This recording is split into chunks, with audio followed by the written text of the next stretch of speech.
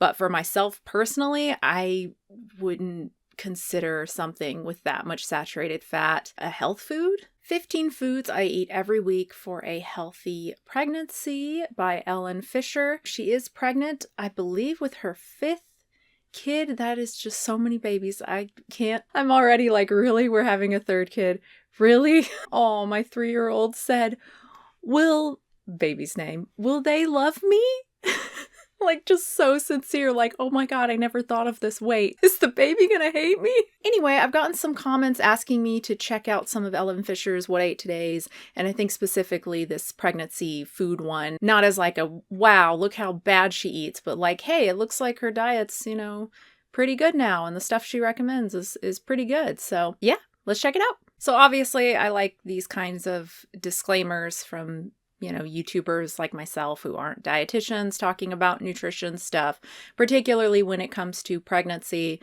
And I like that she's not, anti-doctors. There are a few vegans and other people as well who receive like no medical care. That is extremely rare. Even a lot of people who do home births, which I believe Ellen does, they do have a health professional with them, hopefully a qualified midwife, because there is a difference, unfortunately, at least in the US. Coconut water is an amazing source of electrolytes and is also filled with a lot of minerals, which is integral for you throughout your pregnancy and also preconception and post-baby as well, to replenish the minerals that are lost, because it takes a lot out of your body. So you need to replenish and really focus on mineral-rich foods. Coconut water has many trace minerals that many people are lacking in their diet, including potassium, magnesium, and even vitamin C. But coconut water is just a great way to hydrate throughout your pregnancy, because for one, it tastes amazing and it gives you lots of stable energy. It feels incredible in your body. And for two, because it has so many minerals and electrolytes, and it's just so good for you. So coconut water is definitely a top food that I have throughout every pregnancy. Weird choice, the stable energy thing. Gives you lots of stable energy. I don't know what that's supposed to mean.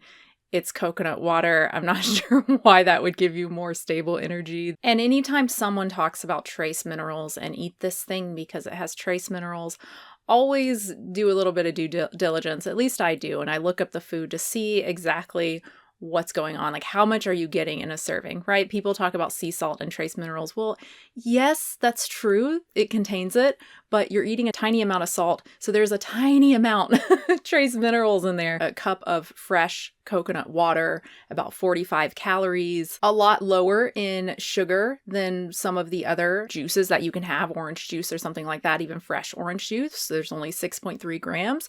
That's pretty cool. There's a little bit of fiber, apparently. Pretty cool. And yes, it's got a pretty good amount of magnesium, manganese, potassium, some sodium. Who on a vegan diet or eating really any amount of plants, like even just a decent amount of plants, is low in magnesium and manganese? It is just so easy to meet those needs. Potassium as well. Virtually no one has a potassium deficiency, pregnant or not. 252 milligrams of sodium may be very useful for her. And then this is just a cup too. I don't know how much coconut water she's drinking. Very expensive, I should say, as well. Certainly a lot more expensive than water, although it looks like they're growing theirs themselves. She said vitamin C. Even vitamin C. I mean, it has some. I don't know. Just eat an orange, man. A lot cheaper. Now, she did talk about electrolytes, which, yeah, I mean, again, it's got a good amount of potassium and sodium. If you are throwing up a lot, at that point, you've probably been instructed by your doctor to consume some sort of electrolyte drink. Ask your doctor. Maybe coconut water is a good option as well. But I think for most of us, electrolytes, it's not really an issue. Again, especially if you're eating plant-based, you're probably not dealing with any sort of deficiencies there, pregnant or not. Maybe you're super, super active. Probably not a great idea while pregnant either. This study found that it did not improve markers of hydration after exercise. Very, very small. I think there were only 10 participants, 10 men. But yeah, if you like coconut water, whatever. I don't think any doctor would say don't drink it, it's bad. But it's just a weird food to start with, healthy pregnancy food, and the one that she seems to put like a lot of emphasis on. Definitely a top food that I have throughout every pregnancy. Okay. The next one is omega-3 rich seeds like hemp seeds, flax seeds, and chia seeds. If I were making a 15 foods for pregnancy or just for health in general, I would absolutely have omega-3 rich foods on it. Much, much, much more important than coconut water. You need to be consuming something with ALA in it. You don't have to eat coconut water. Canola oil as well. I'm sure she's anti-canola oil and oils in general. She had a little thing at the beginning showing a lot of the authors she likes, low-fat plant-based doctors, and people believe that canola oil has a lot of other problems as well. I have a whole video on canola oil if you're interested. It is a great, super, super cheap source of omega-3s. Dulse. Dulse is a sea vegetable, which is a great source of iodine, which is important for thyroid function during pregnancy.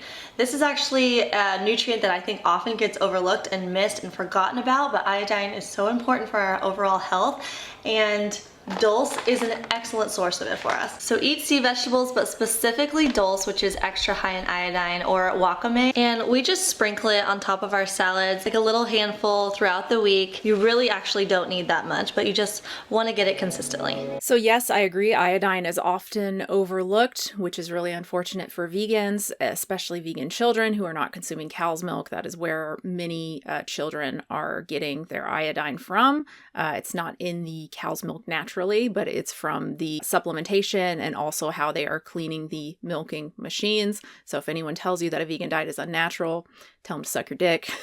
Sorry, I'm pregnant. I'm in a mood. She talked about specifically consuming dulse because it's so high in iodine, but then she did say that you only need a little amount, which is true. I wish she was just a little more explicit that you can get too much, and iodine is one of those things you really don't want to get too much of. And sea vegetables can have insane amounts. I think kombu in particular is one that you should probably just avoid entirely, but even the safer ones like nori can range depending on the source. So this study of 30 samples, they had 10 of nori, 10 of wakame, and 10 of kombu. For nori, it was 29.3 to 45.8 milligrams per kilogram. So that would be 29.3 to 45.8 micrograms per gram, right? Yeah. I don't know why I'm so proud of myself. That's not hard at all. And for pregnant women, the RDA is 220 micrograms per day. So that's already a significant amount in just 1 gram. Wakame, way higher, 93.9 to 185.1. So that would be micrograms per gram. So again, you don't have to eat very much at all to almost meet your RDA if you happen to have some with the 185. And then kombu is just off the charts, 241 to 4,921. Really be careful if you are consuming seaweed regularly and using that to meet your iodine needs. Also be careful if you are consuming iodized salt along with that. And she says she gives it to her kids as well. We put it in our kids' salads and eat it throughout the week every week. At the beginning of the video, she recommended the plant-based baby and toddler I mentioned recently is absolutely my favorite resource for vegan kids, vegan babies and infants, written by 2 registered dietitians. It is absolutely terrific. One of the reasons why is because they talk about iodine. So many sources just don't talk about it. And it is so important, especially for babies, especially during pregnancy. But they also caution against iodine. Excessive iodine can be just as harmful as too little iodine and cause goiter or harm to brain functioning. The amount varies widely depending on the species and country of origin. Nori and wakame tend to be lower in iodine, while kombu is significantly higher. We recommend using sea vegetables in moderation and abiding by serving sizes. They really recommend relying on a supplement for kids instead of seaweed. Next one is fresh orange juice. Orange juice has a lot of vitamins and minerals, specifically vitamin C, which helps the absorption of iron. So eat vitamin C rich foods like oranges or lime or lemon with iron rich foods like dark leafy greens. So you can squeeze lemon on your dark leafy greens in your salad for extra iron absorption. But aside from all that, I love fresh orange juice because it gives me energy, it tastes incredible, and increases your satisfaction in your foods, because we're supposed to be loving our food. We're supposed to be eating sweet fruit, sweet foods that satisfy us. We're supposed to be eating carbohydrate-rich foods. I always cringe at the supposed to. I don't think we are supposed to eat sweet foods. Certainly we evolved eating lots of sweet foods, but we also evolved eating other foods as well.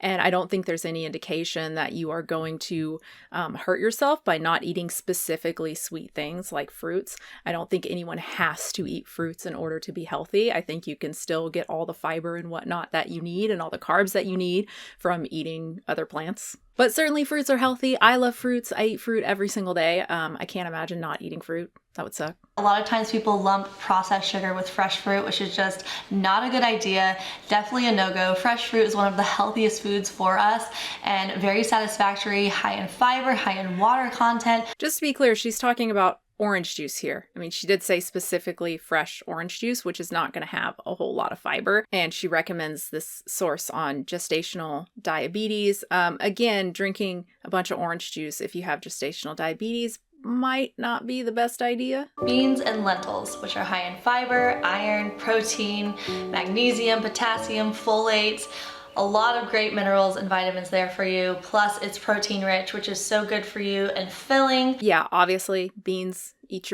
your legumes. She says they usually have them for dinner, sometimes for lunch. It's a great way to balance your meals throughout the day. So I like to generally include lentils in our dinners at some point, sometimes even at lunches. I remember that being a thing when I did that video a long time ago talking about the problems with, Ellen Fisher and what she recommends, or I guess she doesn't recommend, but her journey, whatever you want to call it, besides the anti-vax stuff and anti-sunscreen, which is like by far the worst, was mostly only including protein sources at the end of the day. You really want to have 3 to 4 servings of vegan protein foods a day, specifically protein foods that are also higher in lysine. Probably gonna be hard to do if you're just having that once a day. I mean, that's like 1.5 to 2 cups of beans at a time. Maybe that's what she's doing and she can handle that, but I think most of us would struggle. And again, that's not for pregnancy. For pregnancy, it is a good idea to increase the amount of protein you're eating. So again, gonna be really hard to do if you're just doing that once a day. And an easy fix, like a really easy thing, she's always having smoothies in the morning, right? Just throw some protein powder in there. There you go. Oh, my baby's freaking out because they only want me because moms are better than dads. Sorry. Quinoa is a wonderful addition to be a staple throughout your pregnancy because it's more nutritious than, say, white rice. It's high in protein, especially for a grain. It's high in fiber, and it's a great source of folate, iron, magnesium, and zinc, which is a really important one, especially throughout pregnancy. A little tip too, if you're making like a whole grain to complement whatever dinner you're making, like a lentil soup or something, and you want to make rice on the side, you can do half quinoa, half rice, and it tastes super delicious that way. It's got that little earthy, nutty flavor, but you also got those other grains to mix with it. The kids love it that way, and I love it too. Great source of protein as well. Not as good as beans, but has a good amount of lysine. But yeah, if she's regularly having that as well, that's much better. You guys know I don't really like quinoa. The only quinoa I like is the blends that you buy that's like pre-cooked basically, and you just microwave it for 90 seconds. It doesn't taste bitter at all. Yes, I've tried all the tricks. I've tried the toasting, rinsing over and over and over again before you cook it, and nothing works. When I make it myself, it is always bitter and nasty. Homemade coconut milk. Well, at least she's getting some fat. Homemade coconut milk ice cream. And I know this is like such a typical pregnancy food, but it's really delicious. Is that a typical pregnancy food? I don't think most pregnant women are making coconut milk ice cream. I don't know. So instead of going to the Baskin Robbins or Cold Stone, make something that's homemade from scratch with nutrient-rich plant foods, whole foods that are really good for you and taste incredible. I fail to see how coconut milk is nutrient-rich. Nutrient-rich or nutrient density has to do with the amount of nutrients in a calorie of food, right? And coconut milk is very, very high calorie. 1 cup is 445 calories. Again, a lot of manganese, a lot of magnesium, but you're probably fine on those. Copper, you're probably fine on those. Iron, apparently 7.5 milligrams. Some zinc. Yeah, it's not nutrient dense. It's so easy to make. You just freeze it into ice cubes, blend it with maple syrup and fresh dates, or just like regular dried dates that you can buy, and some vanilla. Then you just put it in the freezer. You stir it once an hour until for like 4 hours. You just like set an alarm, stir it once an hour, give it like a quick stir. You just stir it every 4 hours. It's so easy. Like, yeah, it is easy, but I don't know, man. I don't know how she does all this stuff with all those kids. I have 2 kids, and it's like the thought of having to stir ice cream every hour. No way. No, I'm not doing it. And we just eat as much as we want. I'll just give the bowl to the kids and be like, have as much as you want. It's so good for you and so delicious. So really good for you. Again, like it's fine. It's certainly better than most ice cream that you would get that would have way more sugar, although she's adding, I don't know how much maple syrup and dates she's added. I wouldn't consider that really good for you. I certainly wouldn't limit it for my kids either. They're not at risk of being overweight or anything, and I'm not really concerned about saturated fat or anything for them at this age. But for myself personally, I wouldn't consider something with that much saturated fat a health food, even if it is coming from coconut, which may be slightly kind of different. It's not really clear. Probably better to limit it. I don't want to sound like, oh my God, she's eating coconut milk ice cream. I was eating Brave Robot like every day. That had 1,000,000 calories of saturated fat. But I would never put that on a list of like, here's important healthy foods I ate during pregnancy. Like, no, that was a shit food. That's delicious. And I probably shouldn't have eaten so much of it because I'm 157 pounds now. My max with my other kids was 155. So, killing it. These types of foods are so great to have on hand while you're pregnant because instead of reaching for the processed stuff or the really unhealthy foods that just don't have a lot of nutrients in it, even if you only make a couple foods from scratch like this a week, it's gonna make a difference in your overall well-being because you're filling your body with foods that have a lot of nutrition in them. We've got to get over this. If it's like made at home and only contains a few ingredients and has maple syrup instead of sugar, it's like somehow healthy. Okay, maple syrup has what, B3 or B2 in it, but it's still sugar. It is still a super high calorie food. Okay, a can of coconut milk maybe doesn't have some additives in it, even though additives are fine. It's still a very high calorie food with very little nutrients in it. It's really not much better at all than the Brave Robot I'm buying. I mean, it's cheaper. That's good. Although if you're using a bunch of dates, maybe not.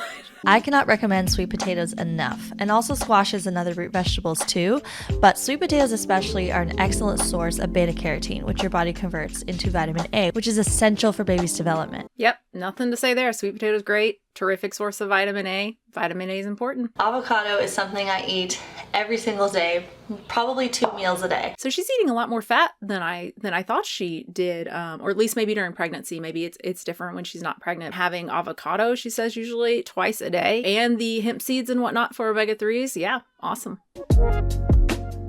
I was about to say, it's been kind of nice that there hasn't been like super emphasis on greens or anything, because many of us while pregnant, even sometimes past the first trimester, it's really hard to eat a lot of vegetables. It's been nice that the foods have been more kind of mild, I would say, quinoa, beans, maybe that's not super mild, I don't know. But yeah, of course, dark leafy greens. I mean, great, might be kind of hard for a lot of us. Dark leafy greens. I eat plenty of those tender leafy greens like butter lettuce, red leaf lettuce, green leaf lettuce, arugula. Actually, I don't know if arugula is really considered a tender leafy green. That one's a great one. It's bitter, it's really high in nutrients. But I also really love the cruciferous vegetables, the kale, the collard greens, also the spinach, baby spinach. And I pack these in my smoothies every day, or I make fresh green juice. If you're feeling like you can't do a lot of greens, especially in the first trimester where food aversions sometimes happen for people, then I recommend trying to make a mild green juice with apple and cucumber and add some kale or spinach to that. That generally goes over pretty well if you make it sweet enough, and you can even put some pineapple in there. And I love the cucumber. It's so hydrating and so good for you. I don't know, a green juice seems like the last thing I would go for, even a more mild one. I would definitely try putting it in smoothies. If you can handle smoothies, I would try just putting a little bit of spinach in there, as long as you're using like frozen bananas and cocoa powder. All that stuff is going to overpower any spinach taste, which is already super mild anyway. If you have some really soft, tender kale, like baby kale, you might be able to handle that in a smoothie as well. I cannot. I can still taste it, and it just doesn't blend up as well. And remember, you can cook greens as well. It doesn't have to be in a smoothie or a juice. I feel like the benefits of including lots of dark leafy greens just is immeasurable. It's rich in lots of vitamins and minerals, but specifically calcium, magnesium, and vitamin K, which are important for bone health. Which she really needs. I mean, she needs these greens every day, particularly the dark leafy greens that are low in oxalates and high in calcium. So they're actually a good source of calcium, because because to my knowledge, she doesn't consume any calcium fortified drinks. Doesn't look like she consumes a lot of tofu, specifically calcium set tofu. So really the only good sources of calcium she's getting are these greens. So if you're trying to eat like her, yeah, you have to try and get in your greens every single day. Find ways to enjoy greens that taste good to you, but be gentle on yourself. If you're in here in the first trimester and you're having food aversions, that's totally okay and normal. It's very common. Some people even have food aversions throughout their whole pregnancy, which is one reason why I'd recommend eating a lot of greens pre-conception to just really prepare your body with lots of mineral stores. That works for some minerals and for a certain amount of time, right? We're pregnant for like a long time. So yeah, if you're having lots of food aversions and having trouble getting in, or you suspect that you're really not getting enough iron, calcium, stuff like that, definitely talk to your doctor, maybe book an appointment with a dietitian and see what you can do to fix that. I would guess that she hasn't really had a lot of nausea or experience with nausea or food aversions during her pregnancies. I would guess that's why she's able to eat so much whole, fresh, raw foods. I don't really have any now at all. I mean, I basically eat all my normal stuff now, but certainly first trimester was a different story. I would really love to see a video like this from someone who struggles with nausea like the whole time. I think their tips would be a lot more useful when it comes to trying to eat healthy. A lot of people have this misconception that raw veggies are just terrible for your digestion. But if that's how you're feeling, I recommend you go check out Dr. Will Bolsowitz. He's an incredible gastroenterologist and wrote the book Fiber Fueled. He talks all about the importance of plant-based diversity, and I find that chewing well and slowly and being conscious throughout your meals and how you're chewing is incredible for your digestion. Sure, don't eat too fast, but I don't, I mean, it depends. Are we talking about romaine? I don't think many people have trouble digesting romaine, or are we talking about raw broccoli? Because those are two different things. And while we're on the topic of gut health, another food I really want to recommend is fermented foods like sauerkraut, coconut yogurt, or other plant-based yogurts, and sourdough bread. I love fresh baked sourdough bread. It tastes delicious, it digests wonderfully for us, and it's fermented, so it has that added benefit compared to other breads, and we love sauerkraut. Yeah, whatever. I mean, I don't know. It's weird to have sourdough. I mean, sourdough bread's like not a health food. I assume they're using whole wheat flour, so that's good, but I don't know. Again, that's a weird one to have on the list, especially after greens. And next to like sauerkraut, I would say, yeah, definitely, I don't know, sauerkraut is pretty healthy because it's veggies and it's low in calories and it's got the fermentation, there might be some benefit there. And again, she mentioned coconut yogurt specifically. So yeah, that's going to have a good amount of fat in it. So yeah, it's good to see that she doesn't limit fat intake while she's pregnant. Cucumber in cold water. Throughout my pregnancies, cold water just tastes the best. It's been good being pregnant mostly during the winter when the pipes are super cold and ooh, the water comes out so freezy. I know a lot of people don't like drinking water. My partner has that problem. He despises cucumbers, so I don't think that would work. But yeah, if that works for you, that's great. I just love plain water. It's delicious. Okay, the next one is ginger. Ginger is great for nausea. It fights inflammation. It calms the stomach if you have an upset stomach. I never really got nausea with any of my pregnancies, but some people do get a lot of nausea, and ginger is a great aid throughout that. Unfortunately, I didn't have any luck with ginger. I feel like I did in the past, just randomly getting nauseous. Sometimes I get nauseous in cars, but during this trimester, it did not help. Nothing helped. It sucked. Plus, I don't really like ginger. Ginger tea is just straight garbage. Ginger in like savory stuff in a stir fry or whatever, that's fine. But the crystallized ginger, like it's just nasty to me. So yeah, I'm nauseous and now I'm eating something that tastes nasty. Yeah, it's not gonna work. Oh my God, we got sourdough bread again? I touched on this a little bit already, but I want to mention sourdough bread again because eating a healthy toast along with a nutritious topping like avocado or hummus and blistered tomatoes or a healthy nut butter is a perfect snack while pregnant, especially in the first trimester when you need to take it easy and be really gentle on yourself. Instead of getting a bread that's loaded with preservatives and white flour, opt for a fresh baked sourdough bread. Just to be clear, you can buy 100% whole grain store-bought breads, and also preservatives. They're fine. And speaking of being gentle on yourself, you're probably not going to be wanting to make a lot of bread while you're pregnant, especially during that first trimester when you don't feel good. I don't know. Fresh fruit, just in general, lots of fresh fruit. Whatever local fruit you can get your hands on when it's in season for you especially is going to have more nutrients in it because it's more likely to have been picked fresh, ripe off the tree or vine. But if you're living in a place that has a really strong cold season and you're not going to be able to get fresh fruit at a certain time of your pregnancy, locally, then it doesn't mean you need to get everything local. It's just that putting an emphasis on when you can. If you know a neighbor that has a mulberry tree or blueberry bush or something that you're able to trade with them so that you can get some great fruit that's local, picked fresh right off the vine, that's an added benefit. So an interesting thing I've learned since we've started growing foods and stuff. I mean, I say I don't do anything. I posted that reel on Instagram and someone was like, wow, you're a mom and you tend to garden, all this stuff. I was like, no, I don't do dirt, man. This is not me. This is partner and the kids. I don't touch any of this stuff. I just make pretty little videos of it. But yeah, we have strawberries. We have some dwarf raspberry bushes that he just planted a couple months ago. So probably won't get raspberries till next year. Maybe this year. I don't know how it works. Blueberry bush, tomatoes, stuff like that. I think there seems to be this like myth that, man, if you grow it yourself, it's going to taste so much better. And sometimes, but the strawberries that we grow, I like the store-bought better. I mean, sometimes store-bought is flavorless, but when you get like a really good one, that's so much better. Like we grow these little wild ones that they've got like the strawberry flavor, but no sweetness. They're really tiny. My kids love them. I just know. And then we've got the like regular kind of runner strawberries or whatever they're called, which, are sweeter. But again, I just like the store-bought better. The only ones I really love are these sunshine. I think they're called sunshine blueberries that are actually quite tart. They're sweet, but with a good amount of tart. Oh, those are delicious. But yeah, it's definitely been my experience that it's not necessarily true that just because you grow it yourself, it tastes better than store-bought.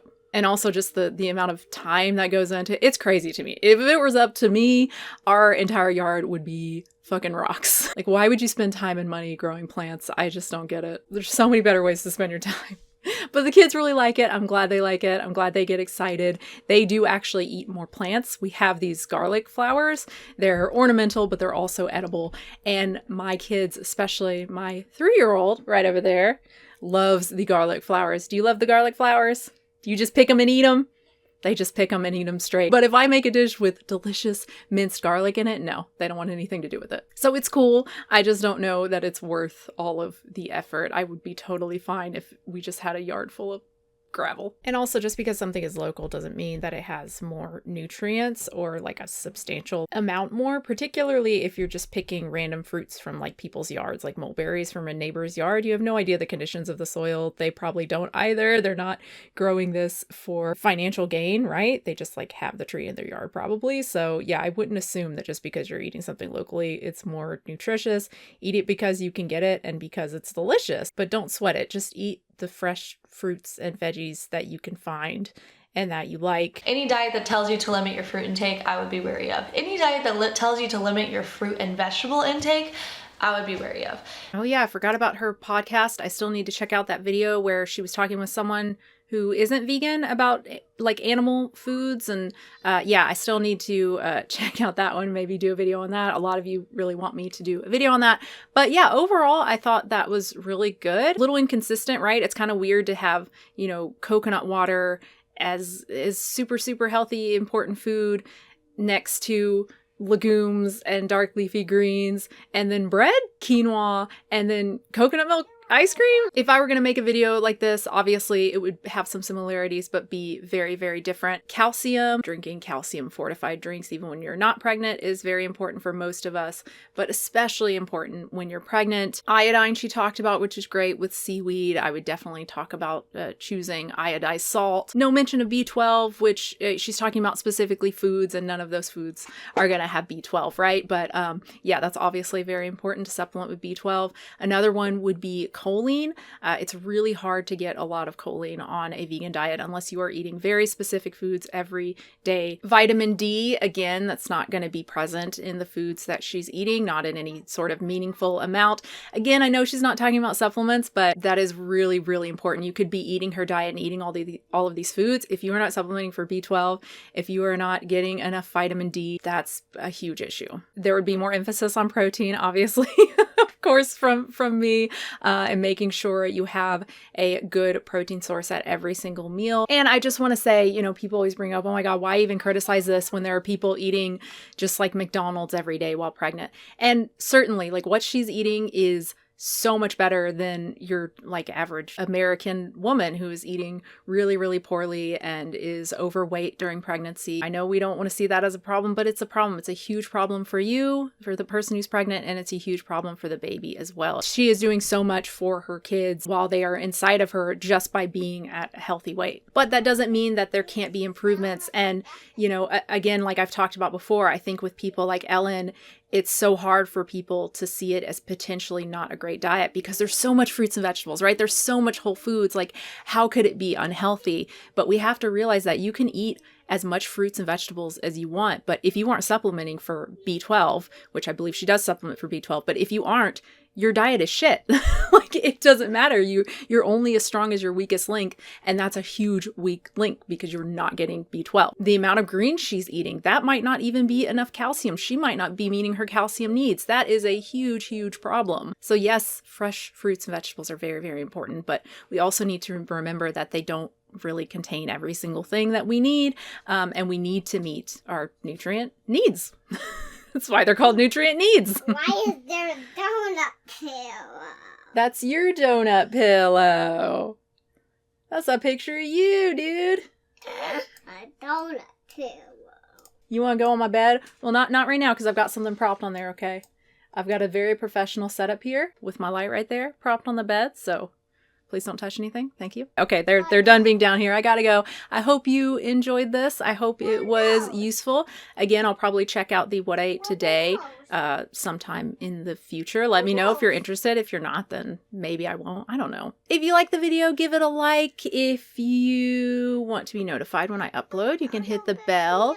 If you want to subscribe, you could do that. Thank you so much to all my patrons at patreon.com/unnaturalvegan for supporting the channel. I upload 2 exclusive videos there a month for $5 plus patrons. And that's it for me. Thank you so much, everybody. New video soon. Why is there some stuff on the walls? Oh, my little flower stickers. Because I usually record over there in that chair you're sitting in. Yeah, but I've been recording over here because it's easier and this microphone is really good and it's set up over here. You see what I'm saying? Yeah?